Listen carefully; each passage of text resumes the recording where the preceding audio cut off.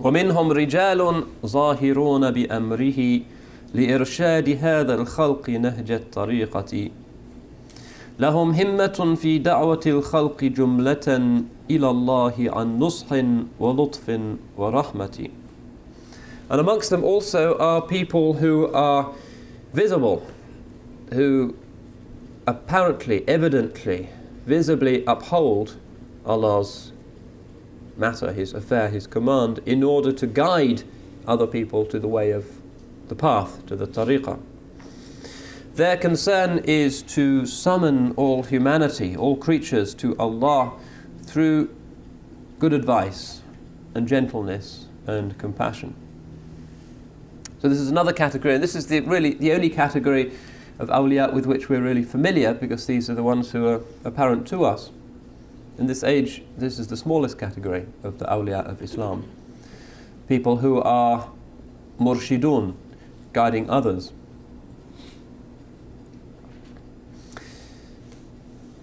فهم حجة للمؤمنين بربهم وفيهم لمرتاد الهدى خير قدوة. They are, for the believers, a proof of their Lord. Their very presence reminds one of Allah subhanahu wa ta'ala. Their physical company, remembering them, is itself an upliftment. And for those who seek the path of guidance, they are the best of examples.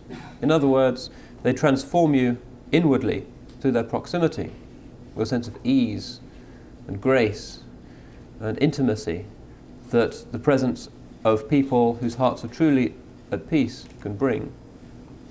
But they have another significant function, which is to act as living models of the sunnah and of correct behavior. وحتف على أهل الضلال وحجة تقوم على أهل الشقاق بشقوة. And they are also a destruction for the people of misguidance and an argument which is established against the people of division and discord. This category amongst the awliya, as Imam al-Ghazali himself exemplified, are warriors, not just through their prayers, but through their writing, through their preaching. Warriors for the reform of Islam, warriors for the truth, warriors against the forces of division and darkness. وَكُلٌّ عَلَى نَهْجِ السَّبِيلِ السَّوِيِّ لَمْ يُخَالِفْ لِأَمْرٍ آخِذًا بِالشَّرِيعَةِ. He concludes this part of his qasidah by saying, and every one of them, each of these categories, is on the straight path, never disobeying any divine command, holding fast to the sharia.